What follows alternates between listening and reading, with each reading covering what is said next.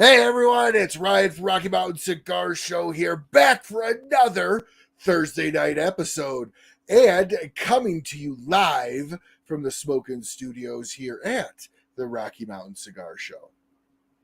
Well, we have an absolutely fantastic show tonight. Probably a little bit more of a product heavy show than what I normally do, as this is going to be a sponsor driven show. We've got Brandon Marsh from Big Sky Cigars in the studio tonight. We're going to be talking all about PCA and new releases. And like I said, a little bit more on the product side than what we normally do on this show. But it's the last time before PCA. I'm pretty sure that he is going to be on the show. So we definitely want to make sure that we get all of that great information out there. So, real quick, just some very fast show maintenance here. Let's see. Let's see if I can do this. All right. So I'll just sit behind the screen because I keep forgetting to move this poster over.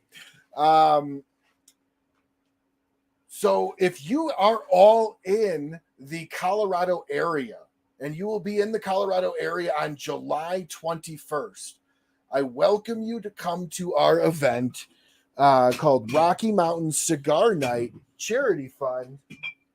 I am just making a mess. Rocky Mountain Cigar Night Charity Fund, and it is going to be from 6 p.m. to 10 p.m. Tickets are only $150. It's going to come with complimentary cigars, all the appetizers that you could eat, open bar, commemorative challenge coin. We have custom-made glasses. We are going to have live music, as well as a live and silent auction. And you'll even have the ability to get yourself some Big Sky stuff, too. As this year, they will be sponsoring it again. As of last time I talked with Brandon, we'll double check on that. Very, very big welcome and big thank you to that. And they were one of the key sponsors last year for the event as well. And everybody, if the internet kind of goes in and out on my side, we got hail and rain coming in. So, but anyways, we've got about 16, 18, 20 sponsors right now with some very high dollar gifts, very high dollar auction items that you can have the opportunity to pick up whatever they go for. So again, if you're going to be in the Colorado area on July 21st between 6 p.m. and 10 p.m., please come down to Rocky Mountain Cigar Night. There's seriously like 7 tickets left. We have sold almost 100 tickets for this event. There's like, I'm almost positive there's 7 tickets. I checked before the show. And so if you're remotely considering coming, pick yourself up a ticket today. Do not wait any longer. There's limited parking, so grab parking. I think there's only like 4 parking spots left. So definitely grab parking as well. Now, as we continue on, oh, did I say that the event was in a castle? Yes, an actual castle here in Colorado. It was built in the 1920s, and the owner spent the last 20 years bringing it back to life. He put rapids to the tune of Deliverance in his backyard with a huge deck that goes out directly over it. So definitely hope to see you all there. Go to eventbrite.com, Rocky Mountain Cigar Night, and come up and say hi. Now, moving on, big shout out to all the sponsors that make this show happen. Although this is a sponsored show, so there's only going to be the Big Sky banner at the bottom, but these sponsors make this show happen nonetheless. BAMF Cigars, ROCF Cigars, Kristoff Cigars, Berger Cigars, Sagrado Cigars, New Air Humidor. Check the description in the bottom for a 15% off coupon code. You've got Micallef Cigars, as well as Big Sky, who we have on tonight, and Cornell and Diehl Pipe Tobacco. So, without any further ado, let's go ahead and bring on the big man himself. How you doing, Brandon? Excuse me while I grab my phone, as I was updating, and I'm going to share the show. So if you see me looking down, I'm sharing the show. How you doing? Good. I was going to ask, how do I share it from my end too?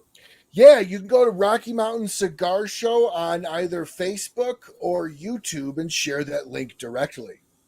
But isn't there a way that I can do it like with my profile, or should I had to have logged in the beginning? No, oh no, well, yeah, you would just go on your business profile on Facebook and go to Rocky Mountain Cigar Show page, and then just scroll down and hit share. Oh, I'm starting it 10 all 4. right now. So, well, while we're doing this, Brandon, how you been, man? The weather looks a lot nicer there than rain and hail that we've been getting here. Oh, the weather's great. I'm down in Houston right now.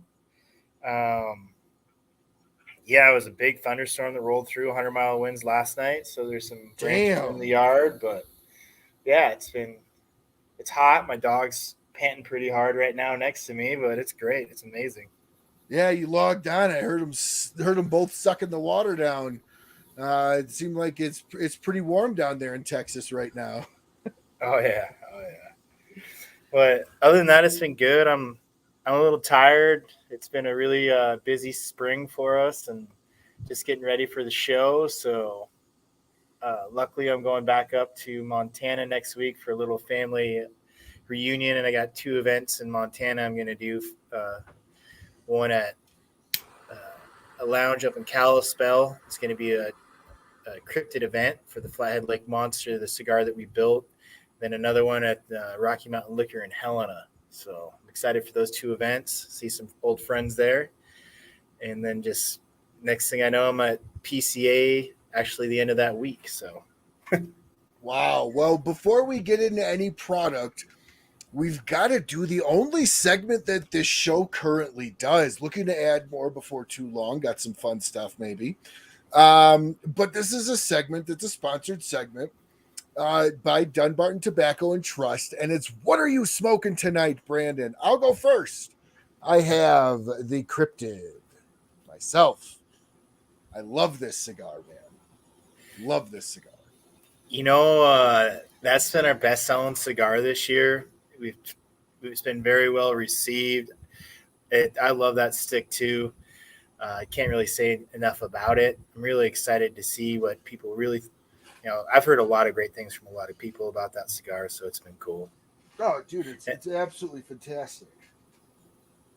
And then I'm smoking my Madison cigar. Oh, nice. That's a really good one too. That's a really, really good cigar. What are you drinking tonight? I'm sticking to the old H2O.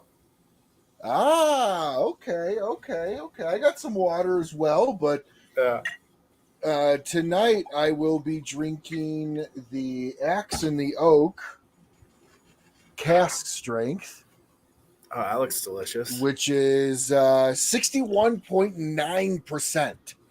It's a little warm, obviously, because it's cask strength, but it's very good.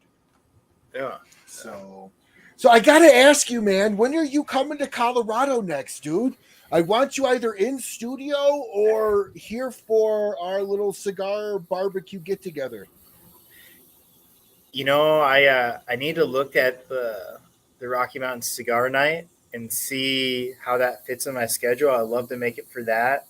I also got an email from Nick about his invitational golf tournament and asked if I'd come up for that. So I got to just see if that's going to work or not. I've just been so tunnel vision it's kind of bad just getting ready for the show and just making sure all the bus is going down the road the right direction, Absolutely, absolutely. So we'll get to the show here in a second, but I'm curious, are you reaching out to Smoker Friendly at all for Cigar Fest? So I reached out to Tom and he said the book is full this year, and then I asked him, if there's possible to get on the list for next year, and just waiting to hear back from him. So hopefully we can be in the show in the cigar festival next year. Fantastic. It's a really, really good buying show. Definitely one of the better buying events that I hear most manufacturers say out there. So, yeah, I really wanted to go last year, and we ended up having to cancel. We were planned to go. We ended up having to cancel because Jess and I both had work conflicts that came up, so we couldn't man the show. So we said, Tom, hey, unfortunately we can't go, but hopefully we can get back into the the schedule in these upcoming years and stay in it. Absolutely. Absolutely. So let's talk about what is consuming the vast majority of your brain bandwidth right now, which is PCA. What are we looking at? How big of a spot do you have? What's your booth number? Let's go through. Let's give all the information out so that way anybody watching that'll be there will be able to know exactly where you are. So our booth number is 16,119. It's in the back right corner with all the cool kids in the back of the bus. But it's I like our spot. I'm right next to Principal and Micallef and Caldwell, and next to that big BCA pavilion. And then AJ Fernandez jumped in last month, and his booth's right behind ours. I mean, he's got a big footprint, so I mean, we're definitely going to have some good traffic coming our way. Yeah, no, that's better than in front of the bathroom, off to the side somewhere, or surrounded by a bunch of smaller brands than even yourself. You're sandwiched in 8 different ways from brands that are huge pulls in the industry that I really hope you guys what's the word I'm looking for? Benefit from that traffic. No, I believe we will. We got a bigger booth this year. I mean, it's not huge to PCA standards, but it's bigger for us. We doubled our footprint from a 10 by 10 to a 10 by 20. So, just giving us a little more space there. So that'll be exciting. And then we have a new cigar that we're coming out with from the Dominican. It's the final cigar in our River series. It's called the Blackfoot. We can talk about that whenever you'd like to. I texted you over some pics. I don't know if we can put those in the show or not. But yeah, give me a few seconds here. Go ahead and go, and I'll give you the floor here. Give me a few seconds to get these uploaded. Absolutely. Cool. So just PCA, and also for any retailers, we have appointments that are available Saturday, Sunday, and Monday. So far, we have 30 appointments, and about a third of them have been booked. So that's very positive. It's pretty cool. It's the first time I'd ever set up appointments, right? So just doing a little bit more pre-planning, and it's just it's a good thing to feel, when people are replying back to your emails and saying, hey, yeah, we'd love to come by and say hi. So, you're doing something right when that happens. Oh, absolutely. So this is going to be your second appearance at PCA or third? Second. What are you looking forward to or I should say, what are you implementing differently outside of booth size this year that you learned last year?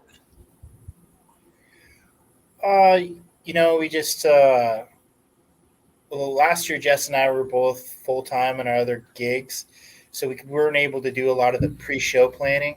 And then with me doing Big Sky full-time now, I was able to take on a lot more of the show planning. So I guess the stress of, hey, is everything lined up like it should be? We got all our T's crossed and our I's dotted. Okay. And what are you looking forward to most this year versus last year? I'd say there's some cool lounges I met last year just by that circle bar at the bottom of Plaza. That's where I enjoy the most of the day, because you're just not, selling out of your booth. I mean, it's cool to show your brand and everything, but I think that circle bar is where you really get to know people and bro out or whatever you want to call it, and get to know them personally. So sure. I'd say just getting to meet those friends again. I went down and saw that lounge in California this spring. Stogie's Gold Country, Phil and Cindy, and just their whole crew is just an amazing group of people, and they're just fun to hang out with. Pretty wild. So looking forward to seeing them. You only get to see them when you go to their neck of the woods or at the trade show. And then absolutely meeting more people like that. Awesome. So, what? Tell us a little bit about your booth. Now, I won't say anything about it because I don't know what I can or can't say.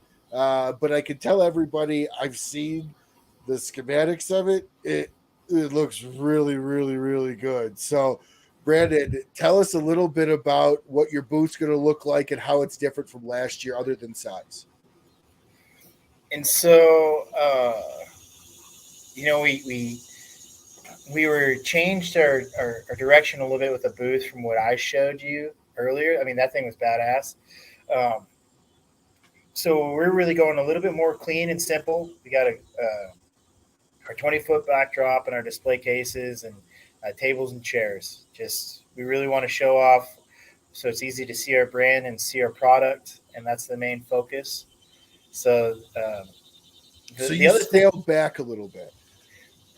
I'd say we scaled back on the how the booth presentation looks, and we made it so it's more focused on the brand and the product. Okay. So, I mean, it's cool to see a cool booth like that, but at the same time, I mean, you can't beat a cigar factory in the middle of a trade show. So, No, you can't. And on top of it, all that stuff costs a lot of money to ship.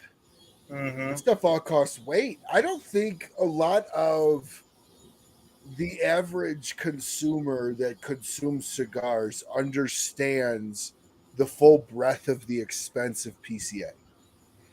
Oh, PCA, it's I mean, it takes a lot to get to the show. Uh, Mm-hmm. to have your membership, your hotels, they rate you for your hotels, and then, I mean, your booth, and then you're paying the union fees to get your booth moved in, and all your products. Cartel fees, you mean? Oh, I'm sorry. I didn't mean to say Yeah. that. So, I mean, when we did that cool booth at TPE 3 years ago, it was a log cabin. We didn't realize how expensive it was going to be, right? We just wanted something that was going to stand out and make a definition for us. And we had that booth come in. It was badass. And then they weigh it. And then I get the weigh bill when I go pay for them to move it. And I look at the bill, and it's $3 a pound to move in a log cabin. And I'm just like, now I know why everybody came over and was knocking on the logs, because they just wanted to know if this was foam or if it was actually really wood. When they saw it was really wood, they're just like, oh my God, these guys are a bunch of idiots. Can't imagine how much they paid to get this thing moved in here. Well, you live and you learn. Yeah, for them to move those logs 100 yards from our trailer to our booth spot costs more than it costs to get the custom log home builder to build that display. Since it was so long ago, could you give us an estimate? Not definitive, like range. Oh, it's $3 a pound. And how much did it weigh? I think so. We had that guy built it for us. It's actually a pretty good deal. He built it for us for $3,000, and I think we ended up paying like $4,000 for them to move it 100 yards. Man, what'd you do with the set? I think we donated. Get rid of it? No, we took it back to Montana. I think we gave it to like a wedding venue or something. Yeah, because my guess is it's a legit. From what I remember looking at it, it's a legit thing. I didn't know it was real wood. That makes it so much nicer. But so that's awesome. So you guys are going a little bit more scaled down, not so shipment heavy. But even while you're doing that, though, I know with fees and everything, you're over 10K, 15K to be there. So when you go into an event like that as the sales guy, right? Because you're the face of the company primarily. Does that how does that make you feel, and how do you overcome that? I've got to sell X amount before this trip is worth anything. I mean, you know that number is in the back of your head, which you need to do to break even. But you can't let that number get to you, because then you're trying to make a sale, and you can rush it. And it's just sometimes that's not a good thing. No, absolutely. Us sales guys call that commission breath. And the clients can smell the desperosity. I don't know if that's a word or not, but we'll go with it. I think I read it in the Merriam-Webster. So So obviously, that first time at TPE, you've now been to 3 of these shows: TPE, PCA twice, TPE a couple times. What are your feelings on how PCA and TPE next year are going to be 6 weeks apart? Oh, we made a commitment to go to PCA, so and maybe it's gonna hurt the people that are really into the humidors that are in smoke shops, and those people should probably focus on going into TPE instead of PCA. But really, where we want our product is in lounges and cigar shops and humidors. So PCA we feel is a good fit for us, like how that show is set up. Now, was that a difficult decision? Because the first show you guys ever did was TPE, and from what I remember, it was a good show for you. So was there? Yeah, was there like a little bit of kind of like a, do we do this? Do we do this? Do we try for both? Or was it definitive PCA? I mean, TPE was cool. I just felt like PCA is a better fit for our brand. When you're at TPE and a quarter of the footprint's cigars and the rest of it's everything else, glass and CBD and Pot. Pot. And I mean, I'm gonna miss the girls in the full body skin suits walking around with whips because I got my birthday spank in there, the first TPE. Jess told the ladies there that was walking by with a whip because she was whipping people that were smoking on the walkways. And so Jess told her it was my birthday. So that girl came at me and like gave me some birthday spankings. It was pretty funny. Oh, I had a video of it, but I don't know if I have it anymore. Well, that's hilarious. See, stuff like that you're gonna miss at TPE. So let me ask you the other thing then. Are you happy with next year being in Vegas, obviously one more time, and then I think it's going to New Orleans? Yeah, I think they put that up to vote. I haven't heard if it's 100% in New Orleans or not. Yeah, I think Jared Trudeau, when he was on the show, he sits on the board. I'm pretty sure he said it was in New Orleans year after next. Okay. Well, New Orleans is exciting. That'll be interesting to see how that trade show does there. I know that they passed that law that we can smoke there now, so that's pretty cool. It's a big win for the show. But I like Vegas, I guess, for the trade show, and I was kind of excited that Vegas was going to happen in March instead of July, and they're going to keep doing it in March. So, well, it's going back to Vegas. I guess the venue is getting worked on. Oh, okay. And so they had to move it to. I guess there was like, from what Danny was telling me, Danny Ravanelli of 505 Cigar Review was telling me, is that there's like 2 spots they were considering, Tampa and or New Orleans, that are big enough and allow you to smoke. Obviously, you can't have a PCA show and have everybody on the street smoking cigars the whole time. No business would get done. Yeah.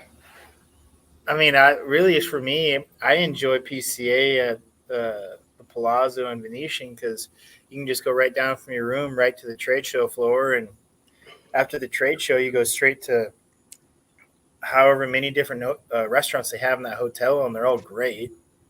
So, like, you really don't need to leave unless you have like a dinner reservation somewhere else you want to go to or one of those after parties. So. Well, I'll tell you, man. Are you a buffet guy? When I was a kid, my nickname in junior high was Lunchbox. So I would say that I was a buffet guy at one time, but I had to learn how to control that vice. Well, I'll tell you, the buffets in Vegas, the good ones, are not your old country buffets or your Ryan's or Golden Corral. I mean, they're upscale. If you have a free night, go to the Cosmopolitan and go to the buffet inside there. It is like seafood. And I mean, we went there, it was $40 a person.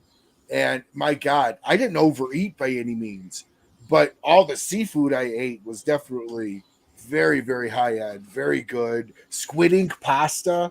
I mean, dude, it would get out of here. It was awesome. It was absolute bone marrow, beef bone marrow. Oh, so good. That's crazy. So what is your preference? If you actually had to vote on it, would you rather be in Tampa or New Orleans? I'd rather go to Tampa, honestly. I've been New Orleans. I worked in Lafayette, Louisiana for 2 years, so I've done the whole Louisiana thing. So it'll be good to go back, but Tampa would be nice for me. I'd like Tampa. Well, I just think Tampa makes just more sense because the vast majority of the industry is Tampa, Miami, Florida area. So it just makes more sense. It's more economical. You won't have the union fees. So there you go. You could actually build something heavy and not pay $3 a pound to move it 100 yards. Yeah. So you won't have to worry about that. But let's talk about your new release. I have the pictures all uploaded. Which one would you like me to put up first? Let's just go to the box. All right. Yeah, so this is our Blackfoot cigar. It's the final cigar in our River series. So our first 7 Vitolas are Nicaraguan, and we wanted to do a Dominican stick. So we smoked, I don't know how many different Dominican cigars, and we found 4 that we really liked. So then we set up meetings with those factories, and luckily we were able to go in and actually work with these factories. So that was pretty cool. That's not how it worked in the beginning. But so now we came in and we sampled out some cigars, and then we went to 2, and it was really a toss-up between Hostess at Tabacalera Isla and with Chico Rivas. And we smoked that stick that Chico made for us, and we're just like, wow, this is a phenomenal cigar. And so we ended up working with Chico, and we blended this cigar right here. And so this cigar, it's a Mexican San Andreas wrapper. It's a 6x54 with a pigtail on Great top. size. And it's also a Corojo binder and filler. Fantastic. So it's I'm really excited. We really wanted this to be like a statement piece cigar for us, and Chico delivered. So I'm This is your heaviest cigar. This one here? Yeah. It will be, correct. Yeah, that's right. It's what it sounds like by the makeup of it. This is the fullest of at least blends that it sounds like you have or you will be releasing. We don't do cigars that melt your face. We don't like do super full. I mean, it's a medium stick, medium to full, but it's something you can smoke throughout the day. Okay. Heavy pepper, light pepper? It's got some pepper to it from the San Andreas. But more or less a smoother, medium-bodied stick. Yeah. Okay, awesome. Well, I love that box, dude. I love the black and white image that you guys used. I mean, that is black and white. That's not snow, right? Correct. Yeah. Okay, it looks incredible. I want that box, dude. I think that's the nicest. That's my favorite box that I've seen you guys do. That image is just awesome. So give us a little background about why this is the completion of the series, what to expect from the series going forward. So we wanted to do 5 cigars in our Rivers series, and we finalized with the Blackfoot. The Blackfoot was made famous by the movie A River Runs Through It with Brad Pitt. And, it's a river that Jess and I both grew up on outside of Missoula. And it's an amazing river to fish, and also tube if you like to drink and tube. Lazy River. Oh, yeah. but it's got some cool little rapids too. So you don't want to get too loosey goosey on it. It's not like But, Deliverance, though, huh? No. No, this is the second time you mentioned Deliverance tonight, so I was just like, But no, they Chico's factory, his manager Jamil, he really helped us with lining up with the box people down there, and Santiago, and then Allsax did a great job with the bands. So yeah, we're really excited for that stick. It looks amazing, and I mean just the whole presentation. So I'm excited. So when is the official release of this outside? I'm talking about after PCA. Obviously, people will be able to purchase it at PCA. The shops will be able to, but when does it actually launch? So we're going to launch it in July, early August. Oh, so right after the show. Correct. Okay. All right. So you're ready to go with it then. Yeah. Perfect. Awesome. So I assume this next picture is Chico. Correct. Okay. So that's the creator of this cigar. Yeah, that's Chico there, the man himself. And Chico's done a lot of LCA sticks, and then he also did a cigar for Sanj Patel, the SP 1014. So that was that SP 1014 that he made for Sanj with the red dot on it, the Love and Passion. I smoked that cigar and was like, wow, this is a really special cigar. And so that's what really put his name on my list. I'd smoked his LCA sticks and I enjoyed them, but that one that he did for Sanj was a really great cigar. And when he made this stick for us, I was like, this guy really knows what he's doing. Awesome. So it's a big deal. Is there gonna be what else is there to come from the River series, in the sense of, is there gonna be line extensions down the road for them, or is it gonna be kind of closed River extension after this? We might expand with some line extensions as far as different Vitolas with the blends. But, I mean, what we're really going to have is we'll have those 5 sticks, and then we're going to do a cool sampler pack of all the 5 rivers. And that's going to be really the close of it. And then we're going to work on our next projects that are to come.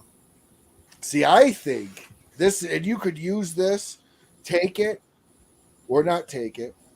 If you do a 5-pack, then you need to create a special limited only Lancero and call it the fly pole or fly rod, and have that in the 5-packs and have like a special edition so they can fly, smoke all the lakes or smoke all the rivers and then go fly fishing. I don't know. It's just my idea. That's a cool idea. I like that. Yeah, I think that would be a huge way to push those 5-packs, is have like the first 600 you sell have that limited edition Lancero in it. And maybe if it does good, you could bring it on and I can smoke a big Sky Lancero, because that's what I love to do, is smoke Lancero. So. I'll have to talk with Jess about that, but I've been really thinking of like what would be a cool event only stick, and like that fly rod idea of like put it in that sampler pack for the first 500 or 600 and then do that our event only stick. That would be a cool idea. I think it'd be cool, because your whole brand is outdoor fishing. Not your whole brand, but the core of your creation of your brand was fishing. As far as naming is concerned. So I think that would be fun, and I think it would fit. It's probably the same regauge as a fly rod anyways. Pretty close. At least at the base of it. So well, awesome. So what else is potentially on the horizon? Because even though PCA is not over yet, it's already over. That's just how these shows work. So can you talk to us about what to expect after the show? Are we already in the works with some additional stuff? Only talk about what you want, of course. We have when we went down to the Dominican, we were going to blend the Blackfoot and another cryptid cigar. And so we have that blend of that cryptid cigar that we worked on. It's sitting on deck with Chico. So I'm not sure if we're going to release that at PCA in March or not. If we do, we're going to have to make that decision at the show.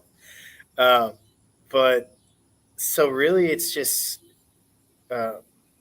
keep on building our brick and mortar footprint. That's been our biggest focus this year, is getting into more shops and lounges and staying engaged with our social media community. We try to stay on top of that really well.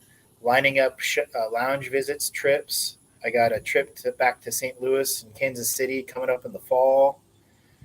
And then a couple of events in Texas I have lined up. I'm trying to remember what else. But just get our fall lined up with events and just keep rocking and keep building. Well, dude, one of those events better be at Edwards. Oh, yeah. Yeah, I need to get down to Colorado and hang out with Nick. Yeah, dude. I think he's still the only shop here in Colorado that has you guys, at least in the Denver area. Yeah. So the gentleman from Zen Cigar, is that in Colorado Springs? Yeah, I would not recommend doing anything with him. Sorry. Shouldn't have said that on air. I shouldn't have said that on air. But he called me and he said that he wanted me to send him some samples and he was going to come by the booth at the show. But yeah, we'll just see how that plays out. But I've heard. So I walked into his lounge and all he had and all he told me he had was aficionados top 20 list. And that's literally all he had. We'll talk after. I don't want to disparage anybody that goes. The guy himself is super nice, but we'll talk off air. But no, if anybody is in Colorado in the Denver area watching, go to Edwards Pipe Cigar and Pipe Shop in right off of Broadway. I think that's Inglewood. And get yourself any of the line because he carries all of them from Big Sky, and show your support and your love. And you can always call Edwards and he'll ship it to anywhere in the country as well. So if you're up in Wyoming and are looking for it and are close enough, give Edwards a call and they will ship them directly to you. So how has the account growth gone since you were last on in February? Oh, it's been great. You know, we had some wins and some losses for sure, but it's been a lot more wins. So I'm excited for that. You know, we got into a shop in Mississippi, finally got into a shop in Florida. And just I'm excited that, you know, it's just organically growing just from word of mouth and from recommendations from people that are reaching out to shop owners saying, hey, you need to bring these guys sticks in. And, you know, Texas has been good. You know, I think we're now in 12 or 13 shops around Texas. So that's exciting for us. And we just keep growing. And, you know, right now I think we're in 30 states across the country. And you just want to keep building it day by day. Well, I'm going to chirp in my home shop, Smoking Cave Cigar Lounge in Highlands Ranch. I'm going to continue to chirp in Sean's ear until he picks you guys up. So I will be speaking to him next week, and I will absolutely be telling him to go over and try to grab you guys again, because I would like a closer spot than Edwards myself. Because Edwards is like an hour from me. John's is only like 40 minutes. So, nice. So I'll definitely be singing your praises out there as well. So, as this year has gone, you had mentioned that you've had some losses. Is that shops that you went after that didn't pick you up? Oh, no, it was a distributor that we'd worked with, and he decided that he wanted to reduce his portfolio, and we didn't make the cut. Oh. So it was, you know, it's a business decision. Well, and then also one of the first shops in Texas we got in, I'd go in and I'd say hi to Chris at Pasadena Tobacco and Cigars. Great guy, amazing humidor. He brought us in at TPE. he was the second shop that brought us in. I stopped in and say hi, see how the cigars are doing, and the ladies at the table was like, "Oh, we better go get Chris." I was like, "All right," and he just said that he'd had us on his humidor for 2 years, and he wanted to give somebody else a shot, so he was moving us out.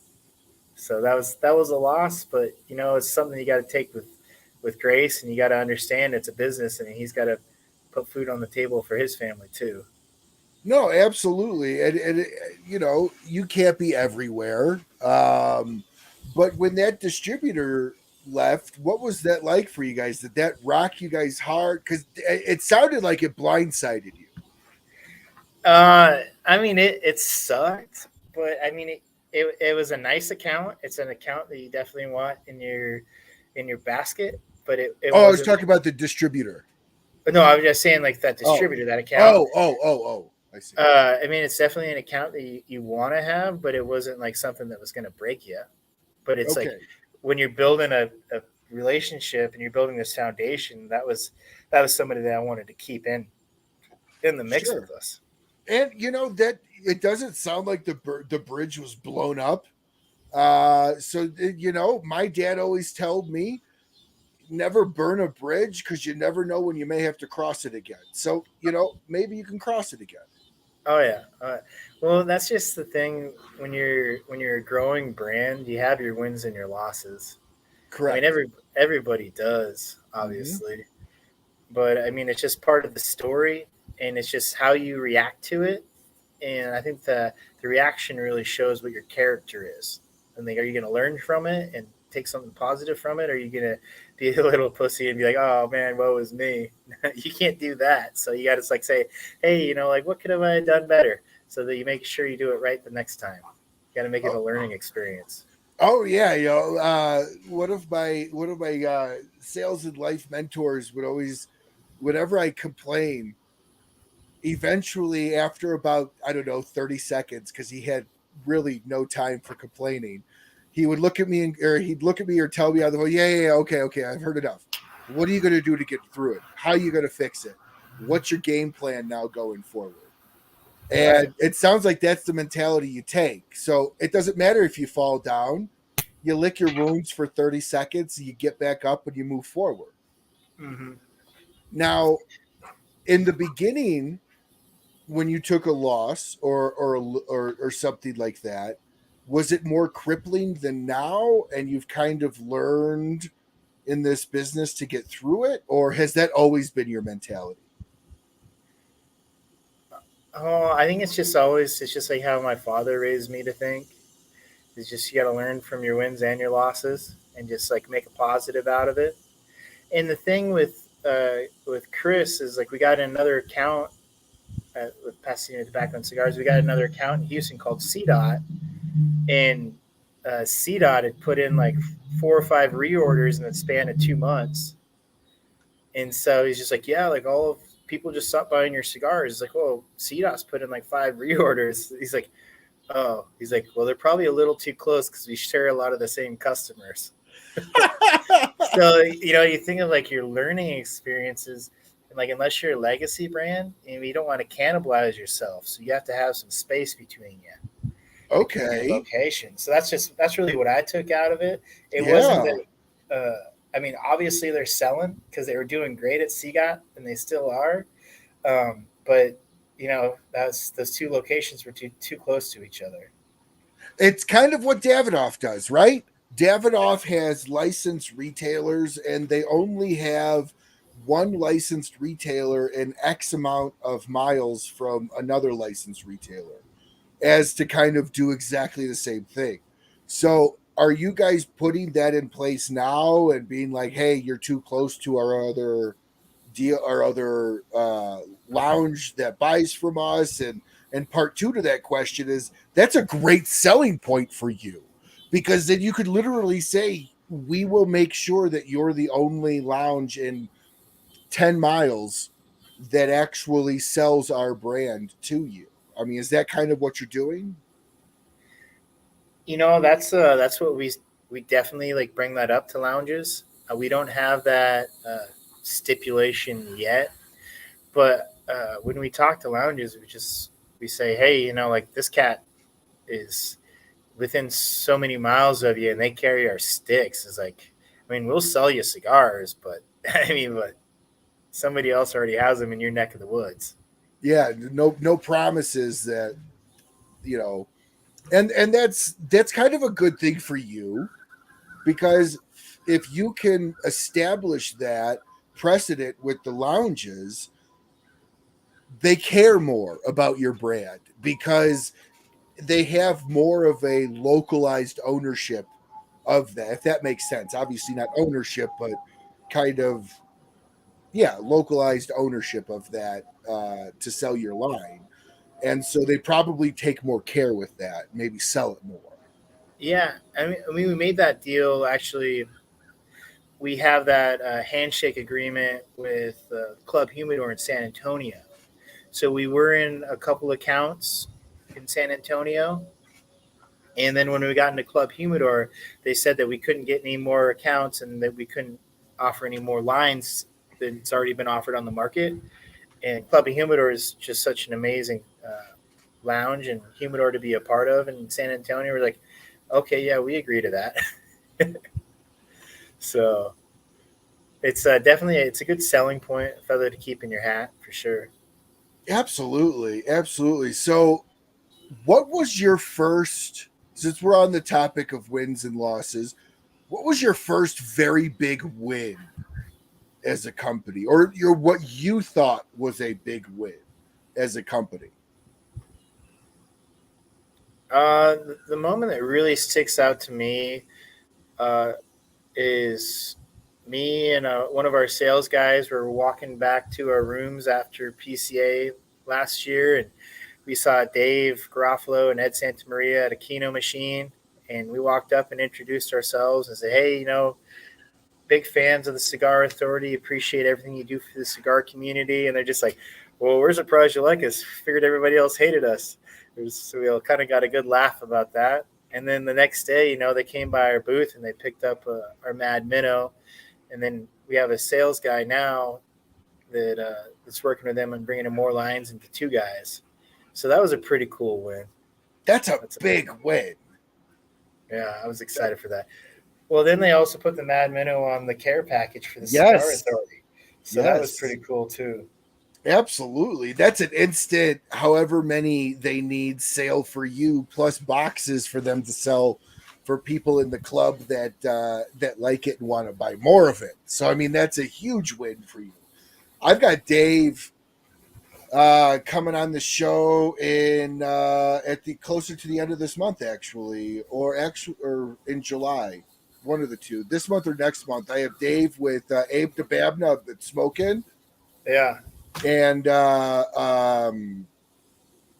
Bradley Reith at Zeal Cigars in Arizona. Nice. So he's one that you should 100% reach out to. Bradley Reith has a very nice lounge in Phoenix, and he's always looking for newer brands, great brands to bring in. And I'll give you his contact information, and I'll shoot him a call. Yeah. We'll get you in there. Well, I appreciate that. No, I was my girlfriend was actually asking me because I told her I'd sent out my PCA distribution email today, and she's like, "So, what are the main accounts you really want to attack?" And I was just like, "Well, you know, I got some in mind, but I really need to like create a good list." That was a good point that she brought up to me, and to focus on a good list of people that I want to attack and see, you know, really make a point to meet them at the show if they can be at the show. If not, make an introduction with a cold call. Yeah. Now, are you preemptively scheduling appointments with people for that? Yeah, so we have 10 appointments available a day for Saturday, Sunday, and Monday. And we have about a third of them filled up right now. We have Amazing. five on the books, and there's some more people that are like still figuring out what day, time, and day they want to schedule an appointment. So Well, it's fantastic. Yeah, that was pretty cool to see. So when I first did that social media post about scheduling appointments, I had a new shop hit me up on Instagram and a new shop hit me up on Facebook, like commented on the post and, hey, we want to make an appointment with you guys. So I was like, oh, this is pretty cool. That's kind of like you're at the point, you're 3 years in, 4 years in, you're now kind of reaping the rewards of all the branding that you guys have done, all the naming recognition that you guys have done, all the marketing that you guys have done, where lounge owners are now knowing the name, even if they've never had Big Sky Cigar Company cigars, they're knowing the brand. They're reaching out to you. That's got to feel great. Yeah, it definitely does. It's, I mean, it takes a lot of work to get to that point. I mean, it's crazy to think what it took to get to that, where people are actually calling you and saying, "Hey, we want to bring you in." And back to the point of the guy at Zen, he said he had lounge members that are requesting our cigars, so that's why he even called me. So it's just like it's just the word of mouth of people, they love our cigars. They know we got great cigars, and they're requesting it from the lounge to the lounges to bring us in. So It's that huge. I mean, that's the proofs in the pudding right there. Absolutely. Absolutely. So, are you guys always going to keep your online website direct to consumer as well as the shops? So we've always felt that the online income stream was just kind of like a little icing on the cake. So it's not something that we market. It's just if it's a Google search and if somebody wants it, it's a way for them to get it if they can't get it at their local shops. And we also price our online pricing to where we don't price gouge our retailers. I mean, we have it priced to where our cigars are more expensive on our website than it is at the shops. Correct. Correct. So we don't want to compete with our retailers because we appreciate the business with them, but at the same time we want to give people an opportunity to smoke them if they haven't yet. So it's a tricky thing to do, but I feel like how we're playing it's the right way to play it. Well, yeah. I mean, you're not making any of the shop owners upset because you're selling your cigars, yes, but they cost more on your site than they do in the shop. So that's actually a benefit. To be very honest, that's a big benefit for the retailers because they can get a hold of the shops, find the shop locator, then go to the shop and buy the cigars from them at a lower price. Correct. So that's a huge benefit for them as well because you have shop locators on your website, correct? We do. So if anyone's watching, go to Big Sky Cigar. Just Google Big Sky Cigars. Go to their website, search for your local shop or a shop in your area, and do yourself a favor and pick up some of these cigars. They are absolutely fantastic. And Big Sky has been a supporter with me and has been a partner with me for almost since the start of the show. And they were one of one of the first cigars that I did a review for, or one of my first year's run of cigars. And I think I reviewed most of the line, or at least everything that Edwards had at the time. So definitely check them out. They're great cigars. They're great fishing cigars, hot weather cigars, cold weather cigars. And they're designed to be like that because they're really designed to go fishing in the morning, fishing in the afternoon, and fishing at night and smoke the same cigar or different cigars all day and all night. So, plus, if you smoke 3 a day, Brandon's going to love you because you're going to be buying multiple boxes. Yeah. So, Brandon, what kind of shops are you looking for now? As shops are calling you, are you looking for lounges? Are you looking for humidor size? What do you look for in a lounge? I a lounge is, I mean, obviously, any retail shop you can get into is a win, but a nice lounge where you can go in and what I like about lounges is when you go and do events there.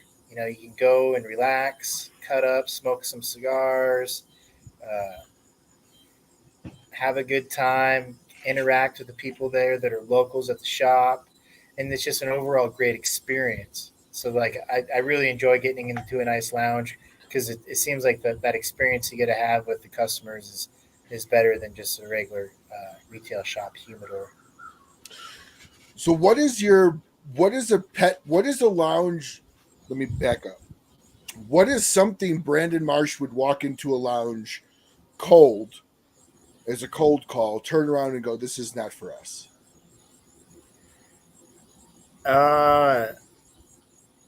There's been a couple that I've went into, and it's just I like a lounge that's got character.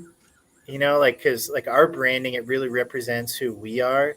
Mm-hmm. So I like to go into a lounge and say, hey, I can really kind of see like who the person that runs the shop's personality is.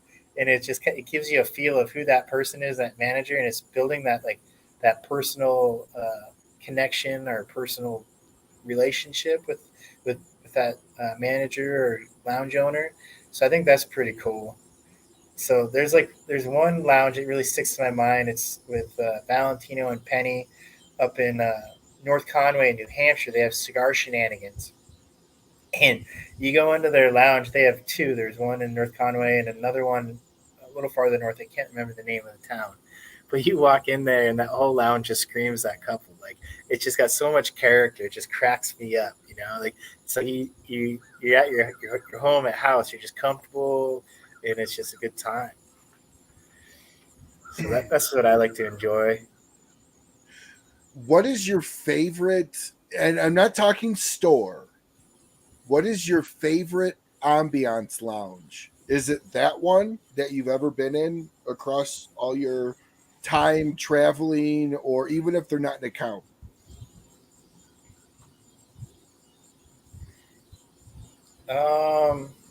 The speakeasy lounges are pretty freaking cool.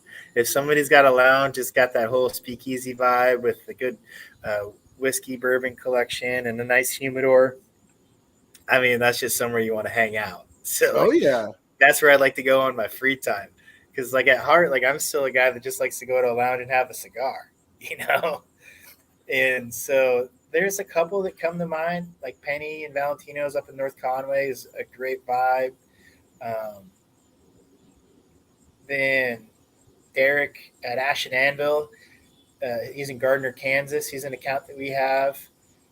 His family runs that shop and lounge, and they're just doing something really cool there. They have an amazing humidor. They're putting in a bar. They have a cool outdoor patio area, a cool inside seating lounge. Like it's just a place to go and have a good time. And then here in the Woodlands down in Houston, the Clubhouse Cigar, Steve and Jim, they made an amazing lounge. They pour some amazing drinks. They got comfortable seats. They got a cool humidor. So I really like going there.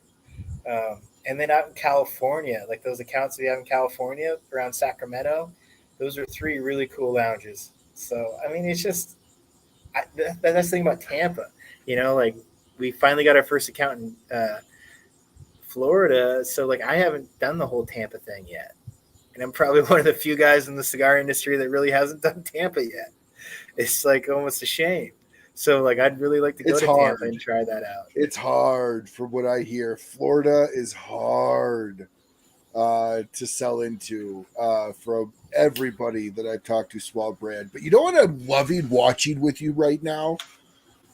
Is as you're going through these lounges, all you're doing is that smile on your face is just getting bigger and bigger. I love the giddiness that you show. I love that I'm still new in the business and I just love everything. I'm not jaded by this business at all. And I love hearing that in your voice and seeing that because it's fun.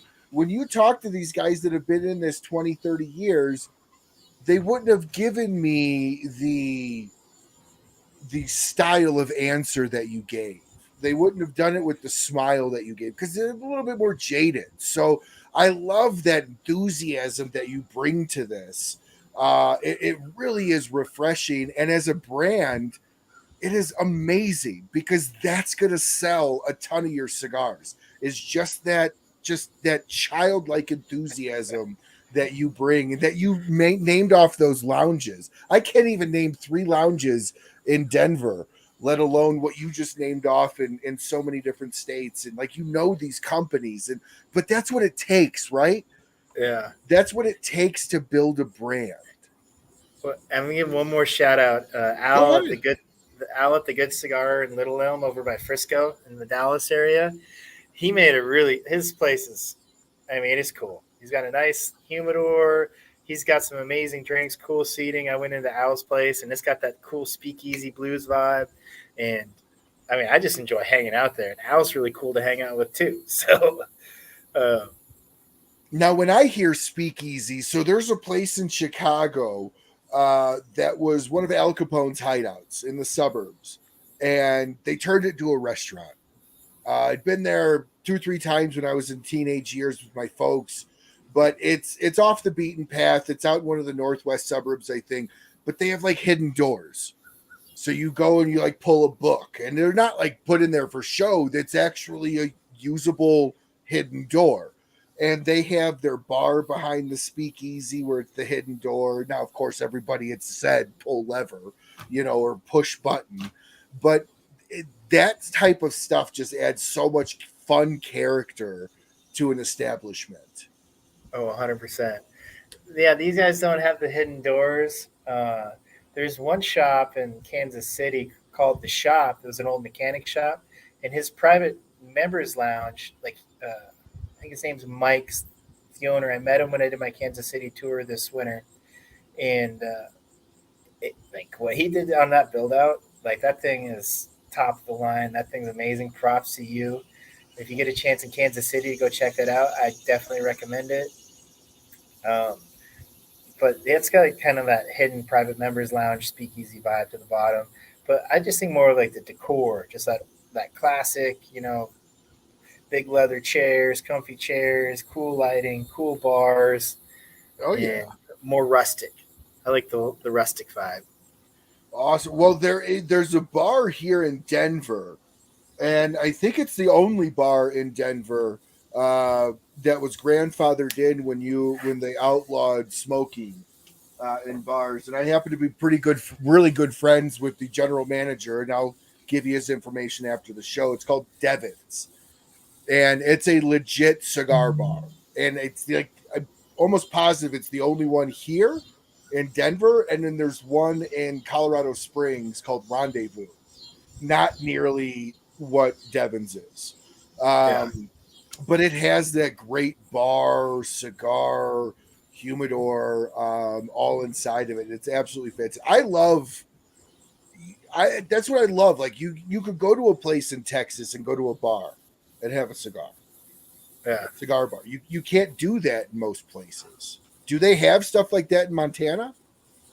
So we have private lounges in Montana, and they're becoming more popular. I think we have like 7 now in the state, which I said that on a interview, and there's like, I have that in my neighborhood. I'm just like, oh, well, that's cool. I'm jealous. So oh, go ahead. Sorry. I was just like, yeah, I just like the fact that we have them and people are starting to open them up.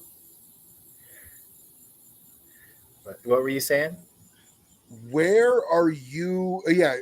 Martin Coleman, good friend of mine, good friend of the show, lives here in Colorado, says the quirky things about a lounge is what makes it fun. Used to frequent KC shops, and he knows exactly the shop you're talking about. Yeah. So what is your fall look like? What events are you doing? Let's throw some events out if you know any after PCA. To where people can go meet you, do a cut and light, or whatever you're doing.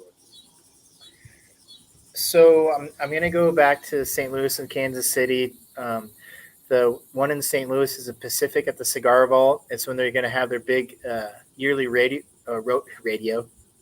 rodeo.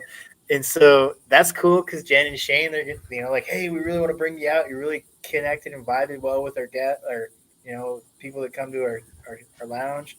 We're going to put you up at our hotel, come here for 2 days, like just have a great time. Like, all right, I'm in. Sold me. And so then I called Derek and said, hey, Derek, I'm coming up this weekend. Can I come in? He's like, Yeah, we'll make it work. So I'm going to be there, I think, at the end of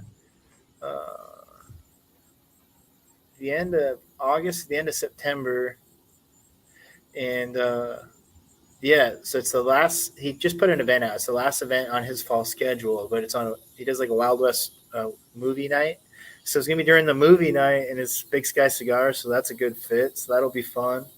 So I'm excited for that.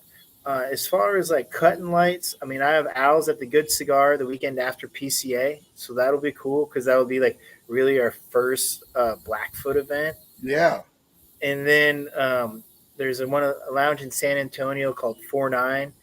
Um, I was supposed to do an event there this weekend, but we had to reschedule. We haven't picked a date out yet, so I'm going to push that out after PCA sometime in July or August.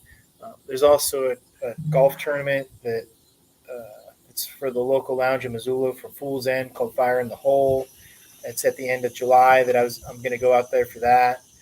So it's just I really should have a calendar in front of me because I do have it like stacked out, but I don't really have the whole event schedule like in the top of my head right now. So I'm really kind of remembering all we have. But those are the ones that I do remember setting for sure. Well, you forgot a big one. Rocky Mountain Cigar Night, July 21st. You're going to show up, huh? Oh my God. Yeah, I mean, we'll see. We'll see. I mean, I'd love to come to that. I mean, the pictures that you showed last year and how much money you guys raised for the Ronald McDonald House is so cool, and I'd love to be there for that. I just really need to like look at my schedule and see how that's going to work because that would be the weekend after Owls.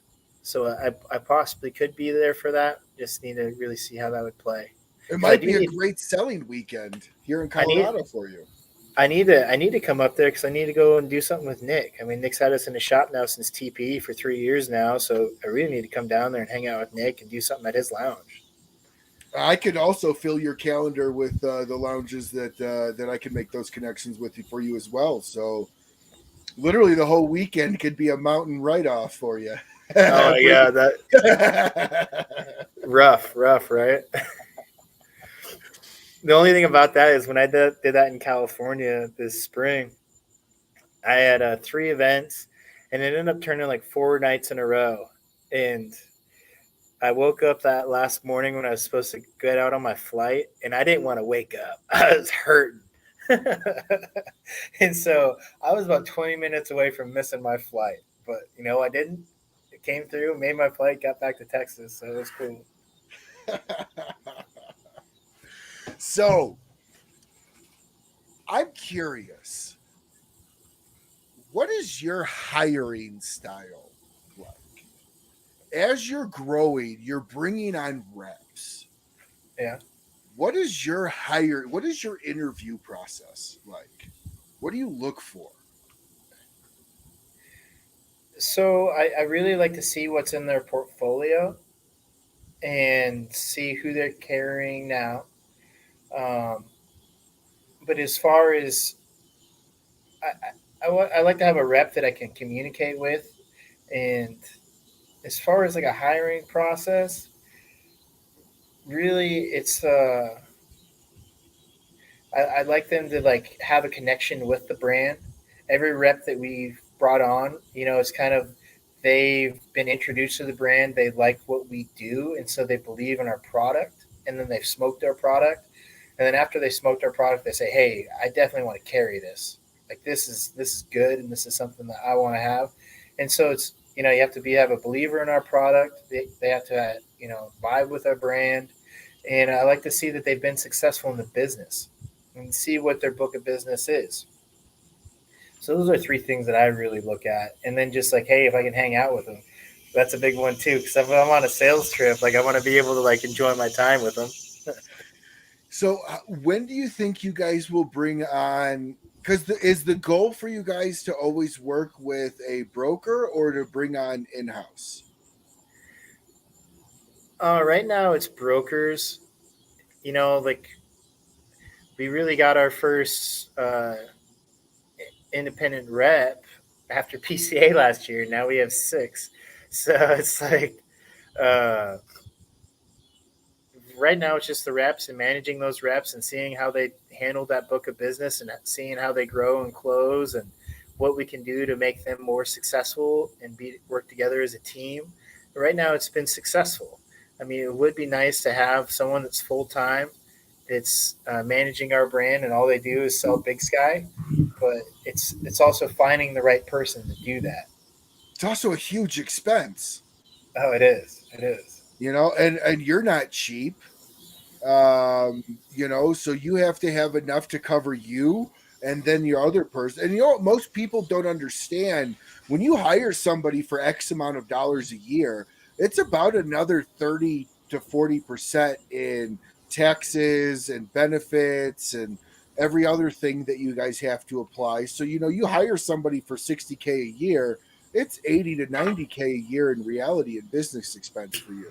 And you have to have the territory for that to cover. And so there's a lot there that makes that broker world a lot sexier, a lot more attractive. How do you keep your brokers selling you? That's a tough one. A lot of the stores that we've closed on, they're accounts that have met us at shows. And so when these brokers go in and they start talking to them, there's just oh yeah, we know Big Sky. We've seen them before. There's been a few that have been from relationships with the brokers that have been brought on, but I'd say about 50-50. People that have been introduced from us from the trade shows or social media or word of mouth and relationships that those brokers have. So pre-sales is very, very important for you for that reason. Yeah. So how has doing that pre-sale made? Let me back up. So when I've talked with a lot of other people that use brokers, they always say the number one thing to do is make it easy for them to sell. Mm-hmm. Would you agree with that? Oh, I agree. So having those pre-sales or at least those pre-meetings makes their life easier. Oh, how much of your accounts are cold versus that pre-meet? Well, I mean, a lot of them, I don't know how many we've got into is the first time that they've ever seen us. They're like, okay, we'll bring you in. In sales, a lot of the times it's your fourth or fifth, eighth or 10th time you've gone to a place before they bring you into something. And that's just in every sale industry. So it's just you're really making a really great first impression at the trade shows is huge. And then, like you're saying, setting up your brokers with success.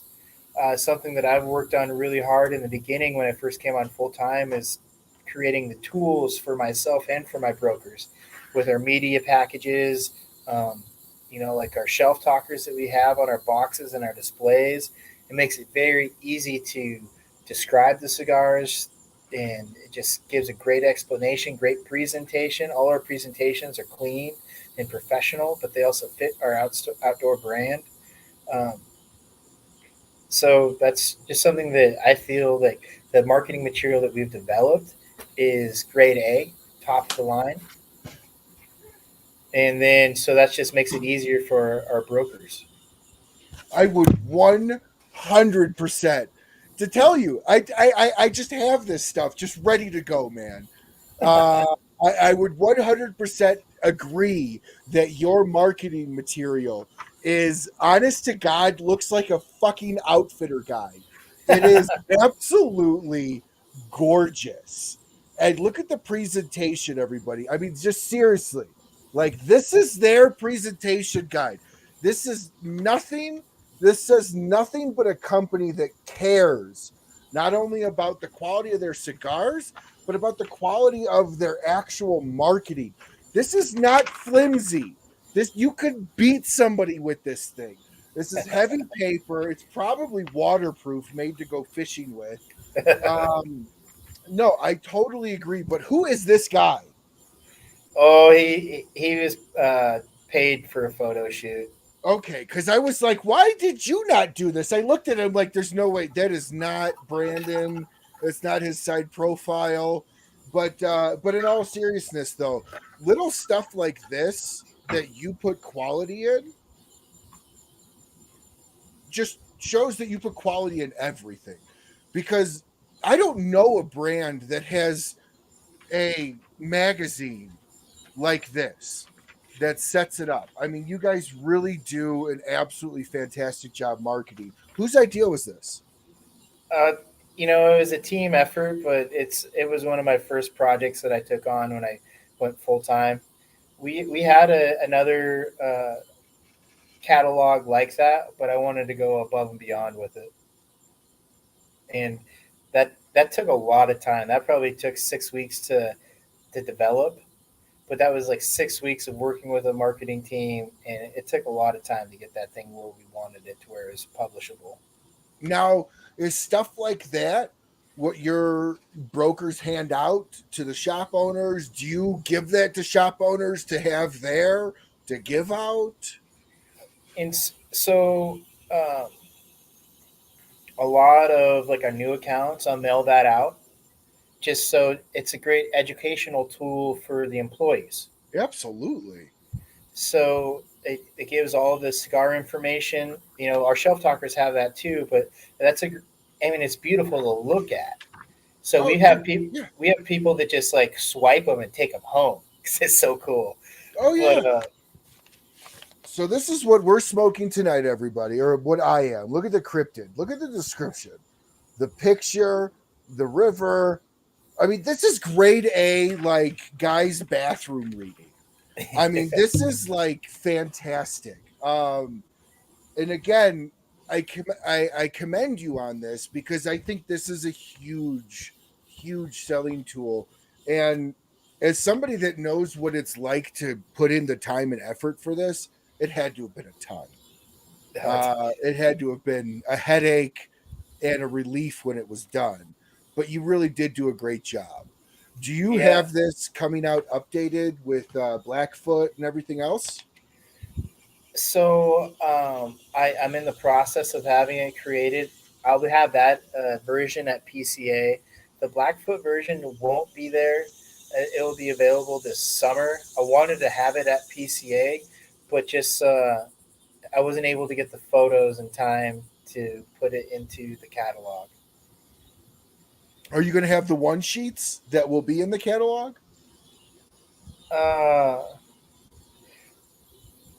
What the one sheets? What do you mean by that? Yeah, so like each page, marketing wise, would be considered a one sheet. So it's a one sheet description of the product.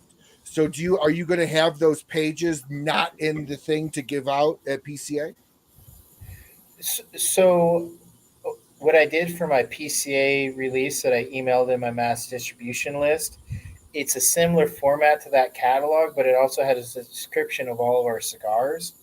So that's there, and that has, like you're saying, it's like a one sheet. Mm-hmm. And it was pretty cool because I sent that out today, and as soon as I sent an email out, I got a call from a gentleman named Shane Reeves from Tennessee, and he's just like, "Hey, I just saw your email, and I love it." It's just like, I want to set up a meeting because you're one of the boutiques now that I want to bring into our shop. And I was just like, all right, well, that's pretty cool, But that makes that work. And again, I'm asking you this because even though you've been doing this for 3 years, a lot of this is new. This is Correct. not what you did in your previous life, as far as to the extent that you are. So when you see something like that pay off, what is that kind of, and let's be very honest, there's probably times when you're making this stuff where you're like, I just want to fucking give up. Like, I don't even want to do it. I don't even see a benefit. And then you get those calls, and it kind of just reaffirms that work was valid. Yeah. I just sent you over that PCA release. Is it possible to pop that up on the screen? Absolutely it is. Give me 2 shakes of a lamb's tail, my brother. So, and like you're saying, it's tough because I'm so OCD and anal about shit. Like, I think things have to be like spaced properly, and it has to look professional. Otherwise, like, I won't release it. I'm gonna say that looks like dog shit. No, that's not good enough for me. So like you're saying, it does take a lot of time, but everything that I've put a lot of time in, I've gotten a great response from. And it really makes it worth it, even though there's times where you want to quit and just not do it, or maybe you're like, oh, I can slide with not doing X, but then you fight through that. What drives you to fight through that boring of like, I don't want to do this anymore. It's 9:30 at night. I just want to go to bed, but I got to get this done. I can skirt this, but why do you not? I think that's just a personal drive. It's just like how some people are geared, and that's just how I've been with things that I'm a part of. I want to make sure that everything looks and meets my expectations, and my expectations, and like what I feel like what I want my brand with Big Sky to be is I want Big Sky to be a national brand, and it's Big Sky is going to be a national brand, and it's going to become that by doing things like this. Yes. Being so close with the details and making sure everything is perfect, because people pay attention to that. Like you said, and the gentleman said, "Oh, that brochure is beautiful." Like people recognize a lot of work and a lot of effort. So it's No, they certainly do, and that work and effort pays off big time. Let's see if I can make this work.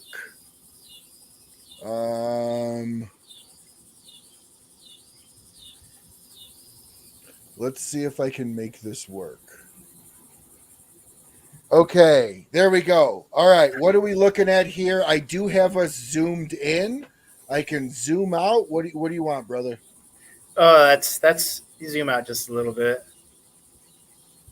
So the what I remembered from the shows is people were always like walking around like saying, "Oh, where's my appointment? I don't know where their booth's at." So when I sent this email out, I was like, "Well, probably the most important thing is it's like, yeah, you can have great specials, but people probably want to know where you're at." So like this is their show floor map of PCA this year. It's the front page of that distribution that we sent out. And it shows that we're in the back right corner by Micallef and Principal, AJ, in the BCA Pavilion. So if you look at the show map, you're exactly going to know where we're at. So that was a big thing for me that I wanted people to see. And then we also had our specials down there on the front of it too, just so people knew what they would get. The show pricing. Am I allowed to show that? Yeah, you can show that. That's okay. Fine. I just want to make sure. The only thing I don't want to show are the show prices, and that's the last page. Yep, I won't even go below this. So, but we can go down, and that will be like my one page, like you're talking about. So then this goes into our Montana River series, and so then we go down. Hey everybody! There's the special event cigar that's set to come out. The Fly Rod. I'm just saying. Yeah. Announced here. It's going to happen if I have anything to do with it. Manifesting it. And so like if you look in it's like repetitive. On every page with our cigars, I have what our booth number is on the top. And then I have a great description of what these cigars are.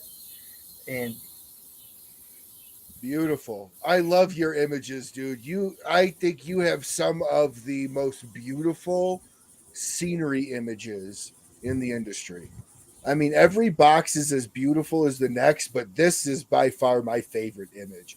I am a sucker for black and white when it comes to this. And I'll give a lot of credit for Jess on this part of it. And he's got a great marketing brain and presentation brain. So he was talking to me one day, and originally the back box of our cigar boxes was just our logo stamped on the back of the box. And he's like, well, what if we got a picture of the river and then we made it like it's a picture frame? I was like, dude, that's a great fucking idea. And so we did that, and it really like sets us apart in the humidor. Yes. Because I'm telling you right now, I want that Blackfoot box. I'm going to take the top of that off and I'm going to hang it in my office. And in fact, I want all your boxes because they're just great pictures. You guys really need to come out with a calendar. You need to come Yeah. out with a calendar for these photos because that's literally the quality that you're putting out. And I'm not blowing smoke up your ass, dude. I know brands that are slightly bigger than you that do not put this kind of care and effort into literally the branding, like the synchronism that you guys have amongst all your lines is such a concise, clear message about what your brand is, what it's supposed to be, and what it will always be. Mm-hmm. Why is that important to you? Well, yeah, you have to have a clear message with when you're talking about your brand, and you learn that about branding.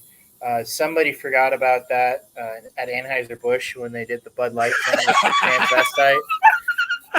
But that's not something that we're going to make that mistake. I mean, that's going to be a case study in colleges for the rest of, Oh forever yes. now at Oh universities. yes. They're going to say how Bud Light dropped the ball and let Modelo, a foreign beer company, become the number one beer in the country. Oh yeah, dude. I have buddies in the marketing world that were literally sending me Bud Lights in like Bud Light sales numbers by the week that they were seeing just going down, like, and they were like, I cannot believe they did this. But anyways, that's neither here nor there. But like it's so important to have that understanding of who you are as a brand, correct? Correct. Why does that matter to the customer, in your opinion? As somebody that's 4 years ago, 5 years ago, Brandon Marsh, pre Big Sky, why would that be important to you? Well, I mean, it tells the story of who Jess and I are, so it helps people relate, and like the brand really resonates with Montana. It resonates with us, and then we have our non-river series, and the non-river series are cool because they just tell a story. I think we don't want to go past this picture because then we're going to go into the show Yep. rights. I'm looking at the page numbers. And so that picture right there is I took that on Flathead Lake 2 years ago, and then I just cropped and put that cryptid logo on top of it. So that's actually Flathead Lake, which the cigar is named after the Flathead Lake monster. And so that's just real. That's Montana. I mean, that's as much Montana as you can get. But I Soon think to come, the next Bloomhouse horror movie, Cryptid, featuring Big Sky Cigar. no kidding.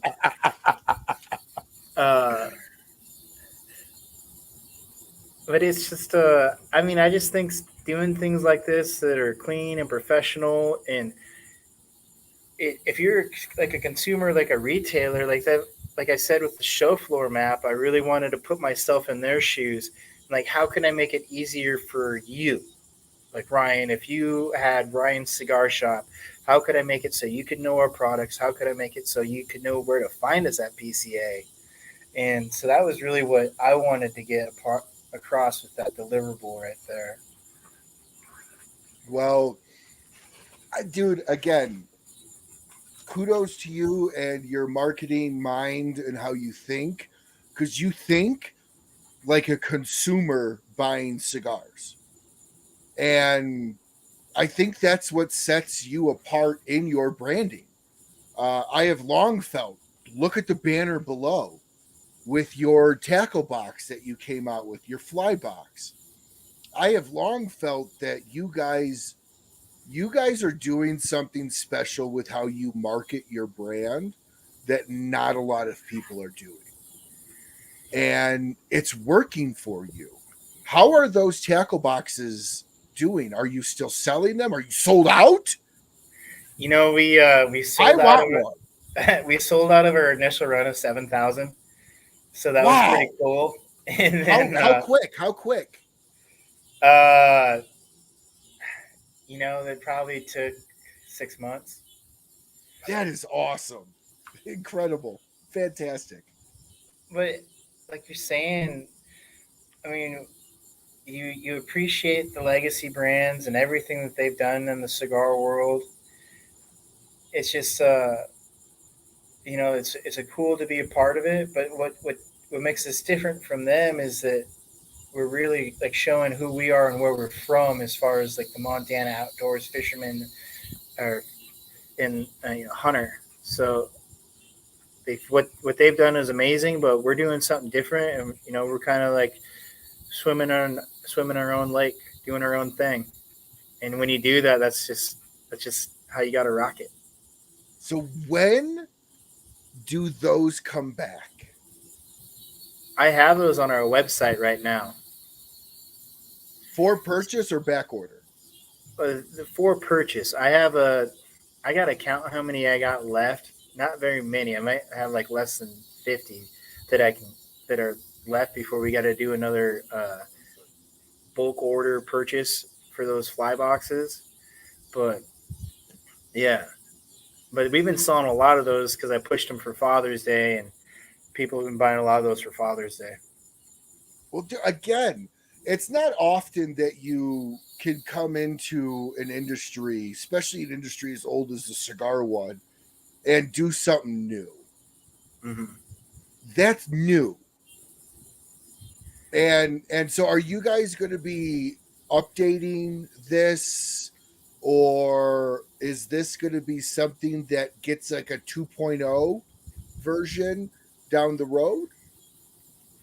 I've been looking to see like how we could make the product different. I just haven't figured it out yet, but I want to.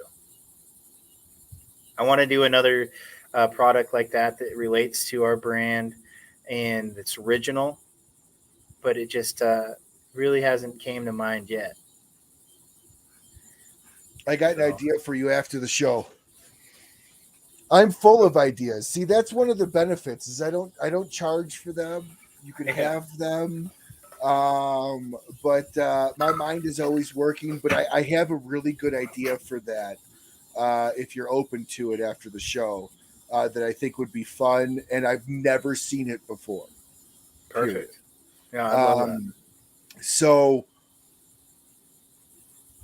as you guys just continue this world domination that you're on, oh my gosh. how long before our friends over this pond get to enjoy you guys and you guys go international? So right now we're in works with an individual in Japan. We sent him some samples. He loves the cigars, and he's bringing boutiques into the Japanese market. So he says, he's just building that because the Japanese market's a little different than the American market and the rest of the world as far as the cigars they like to smoke. But he really loves our sticks, and he's excited to work with us. So that looks like that's knock on wood. That's going to be something that's going to come to fruition in the future. I'm excited for that. But as far as across the pond, across the Atlantic, I'm really working on getting the U.S. covered first. Okay. I asked because I have several viewers of mine are in Australia, and they will reach out to me every now and then and be like, "Hey, is there any way we could get those here?" And I always have a hard time trying to direct somebody that does that international sales. So I always like to ask. Yeah, I'd have to look to see how it works to bring in cigars into the Australian market. But if there's an importer that's doing that, and I'd definitely entertain talking to them. It's just I'd really like to focus on securing the brick and mortar footprints in the U.S. before I start tackling the international waters. Totally makes sense. You have a lot of territory here to cover. Yeah, I got one shop in Colorado right now, so I got to get those numbers up. We're going to change that, dude. Seriously, after the show, I'm going to give you some names and phone numbers to reach out to. And give me a week. I'll let them know you're reaching out, and we'll make it happen and try to set some meetings up for you in PCA. So where do you see Big Sky 20 years from now? Because how old are you? You're my age, right? You're like 38, 40? 34. 34. Okay. You're younger than me. See, that makes me feel so less accomplished in life. No. Although I did start a bacon company that's taking off pretty well, but that's not what this is about now. But anyways, where do you Well, see? Oh, go ahead. well, I mean, as far as like accomplished, um, I, I guess I'm just a little different than a lot of people. Is that I worked on the road and oil and gas pipelining. That's where I made my money, and I put my money into Big Sky.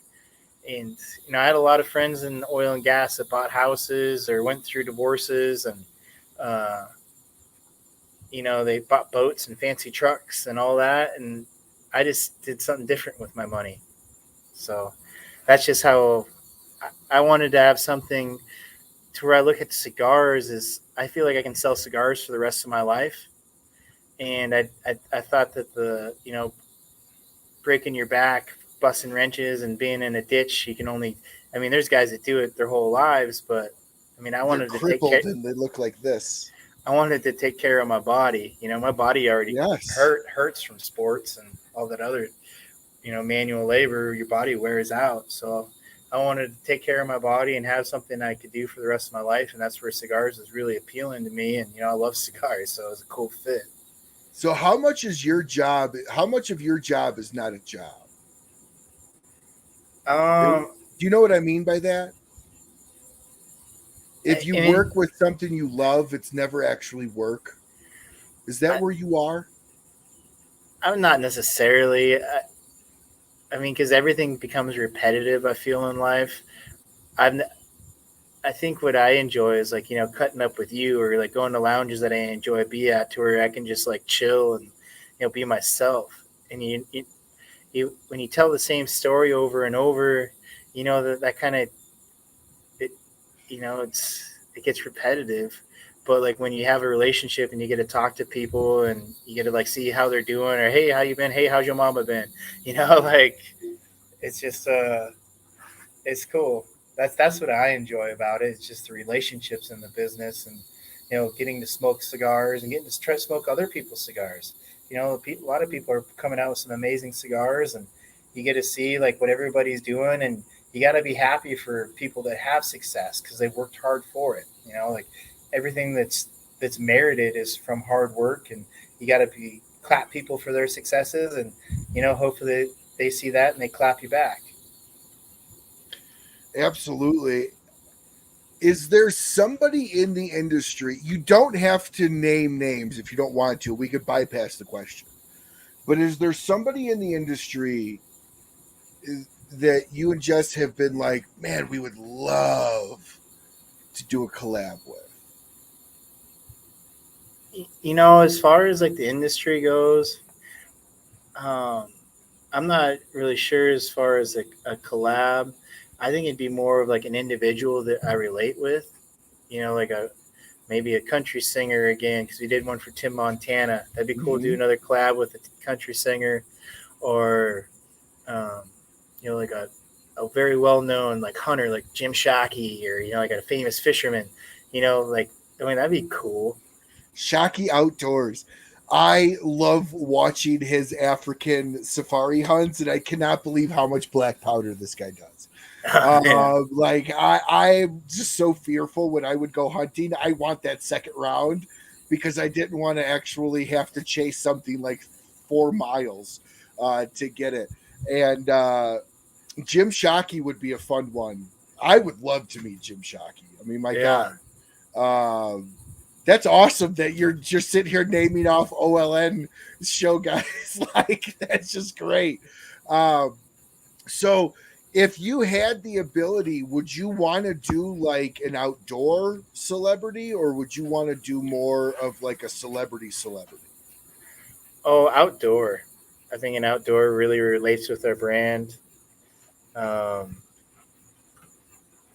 say if Bill Dance was still fishing, you could go for a Bill Dance. That would be a fun one. So where do you see the brand 30, 20, 15 years from now?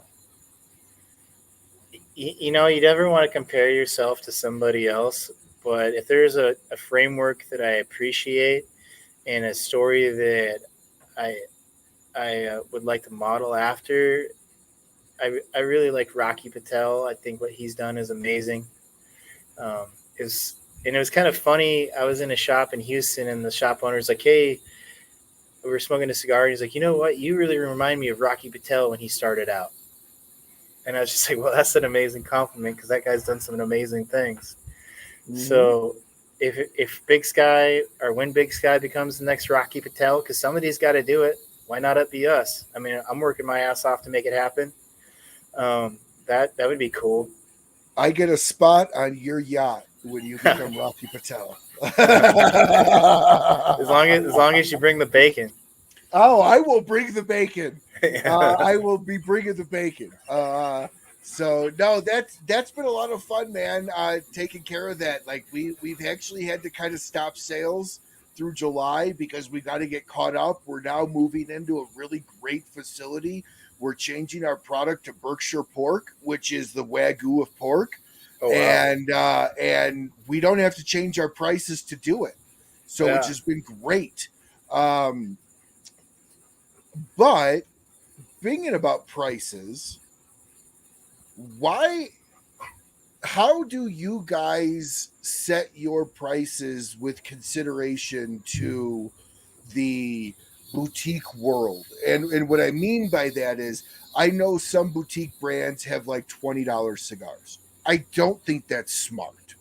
So what is your methodology behind your pricing strategy to make yourself playable in the legacy and boutique world? So this will be the last question I can answer because I plugged my computer in or laptop in, but it's this outlets. I gotta go trip the breaker. Not a problem. But so where that business philosophy comes from is so we have Stogie's. It's the oldest cigar shop in Montana. We've been operating that store now for 4 years. Yep. And when you look at the books, your highest turnover of cigars are between the $8 and $15 range. And so our biggest thing is about capturing market share. And so the biggest way to capture market share is to have products that are people want to buy in that price range. So we keep everything priced in that 8 to 15. Our smaller white tolas like the Mad Minnow and Professor are a little more affordable. But I mean, the Blackfoot's going to retail for $15, but we won't go above that. And that's because it moves off the shelf. Anything above that, Correct. I mean, it's a little slower mover. Correct. So your analytics for pricing comes from the fact that you own that shop, and Correct. that's very valuable to Correct. know. So well, within closing, thank you so much for coming on, Brandon, and thank you so much for being a partner in the show, Yeah, you're and welcome. for supporting the show. And I hope you guys feel I do you guys justice. If anybody is watching and will be at PCA booth number 16,119, that does not mean there's going to be 16,000 booths there. That is just their booth number. It'll be back by AJ Fernandez and Micallef Cigars, as well as just on the other side of the BCA pavilion. If you will be at PCA, definitely check them out. Reach out if you are a shop. They will put you on their list, as well as check out Big Sky Cigars website. It is full of absolutely fantastic images, as well as full descriptions of their cigars, and a shop locator if you are looking for a local shop to you. So, Brandon, thank you so much for coming on the show. I wish you all the best at PCA. Kick it and knock it out of this world, like I know you guys will continue to do. And again, thank you so much for spending your night with me. I'll give you here the last word. Why Big Sky? Well, I just appreciate you having me on the show, Ryan. And why Big Sky? Jess and I, we both grew up blue collar jobs and construction, saved our money to build this. It's 100% us. And our brand really resonates who we are. So, we're chasing this American dream of building a business, and we have some amazing cigars. They're great sticks. And if you haven't tried them yet, give them a shot. They're worth your time. Yes, they are. I just appreciate any opportunity that people give us. So, thank you very much again for having me on the show. Thank you very much for all your support, your friendship, and your kindness. He loves 3 a.m. phone calls. His cell phone number's in the description below. Reach out to him. No, totally kidding. That's an old stupid joke. For some reason, I just can't give up. But anyways, everybody check out Big Sky. If you are a fishing guy, check out their tackle box for your fly reels. It'll fit up to a Robusto, and it will come with 4 of the Mad Minnows. Definitely check them out. Check them out at PCA. Go to their website. Thank you so much. And you've been watching another live show here at the Smokin' Studios at the Rocky Mountain Cigar Show. And until we see you all again, smoke what you like. Smoke as often as you can. And have an absolutely great rest of your week. Bye, everyone.